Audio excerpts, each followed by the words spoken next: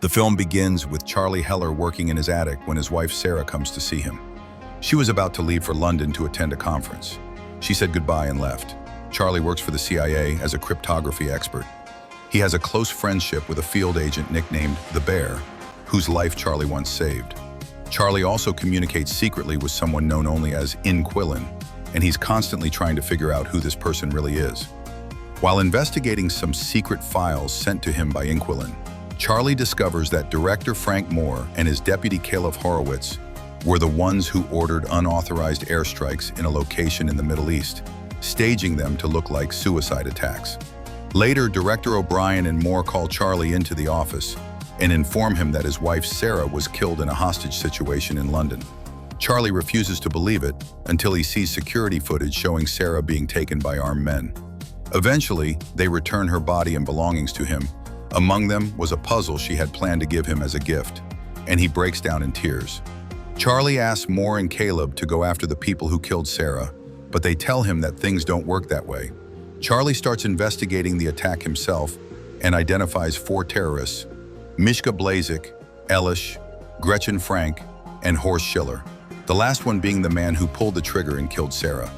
In another piece of surveillance footage, it's revealed that Sarah was defending another woman and was taken in her place. Charlie requests field training to become a field agent himself and go after them personally.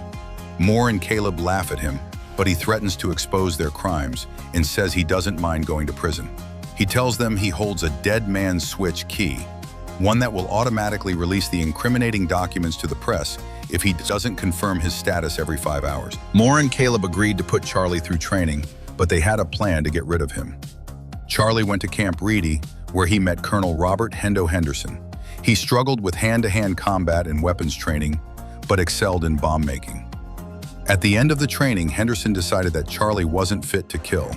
Meanwhile, Moore and Caleb were trying to find Charlie's dead man's switch key, but they eventually discovered he had been bluffing. Once they realized that, they ordered Henderson to kill Charlie, but Charlie managed to escape from the camp before they could get to him. Starting from Paris, Charlie began tracking Gretchen. He broke into her house by picking the lock and found documents about a clinic where she was being treated for allergies. When Gretchen returned with her partner, Charlie escaped before they saw him. He had the chance to shoot her, but couldn't pull the trigger. Charlie disguised himself as a doctor and snuck into Gretchen's room, locking the door behind him. He pumped pollen into the room through the air vent after sealing it. As she started to suffocate, Charlie demanded she tell him where Schiller was. She appeared about to lose consciousness, so he left her and started to walk away. But she surprised him and attacked him in the room. Gretchen ran out into the street, but was hit by a car and killed. Charlie took her phone and fled. Afterward, Charlie went to Marseille, and Henderson followed him, having tracked him through Gretchen's stolen phone. Charlie ran through a nightclub trying to escape, but ended up cornered in a bar. Before Henderson could do anything, Charlie had already rigged an explosion in the restroom and used it as a diversion to escape. Charlie contacted Inquiline and traveled to Istanbul, where it turned out that she was the widow of a former Soviet intelligence officer named Davies. They both worked out of her house and followed Mishka Blazik to a hotel in Madrid. There they discovered that he paid people to clean out the rooftop pool just so he could be the only one in it. During their time together, Davies asked Charlie if he could sleep beside her, just so she could feel someone was there, and he agreed. At the hotel, Charlie trapped Blazik inside the pool. He told him that he had installed a device that would cause the glass to shatter under pressure. Blazik told him that Schiller had disappeared without a trace and then tried to escape by swimming. Charlie activated the device, and the glass started to crack until it finally shattered, sending Blazik falling from the 16th floor to his death. As Charlie was trying to escape, Henderson resumed chasing him. But a suspicious agent sent by O'Brien suddenly attacked Henderson. The two fought, and the agent grabbed Henderson's gun and shot at him. However, Henderson managed to shoot back and kill the agent. Charlie used the distraction to escape once again. Caleb sent a tactical team to Istanbul. Charlie and Davies were alerted and started fleeing the building. But before they could get far, they were spotted by gunmen. Davies was fatally shot. Charlie managed to escape, but he was devastated by the loss of his friend. Charlie then went to Romania and began tracking Elish, pretending he wanted to make an arms deal with him. He tricked him into opening a suitcase that contained a bomb set to go off only after being opened. Realizing he had no way out, Elish gave in and told Charlie where Schiller had gone. He had fled Europe and was aboard a ship in the Baltic Sea. He also gave Charlie the names of his partners. But after Charlie got the information, he didn't stop the bomb as he had promised. Instead, he left Elish to explode.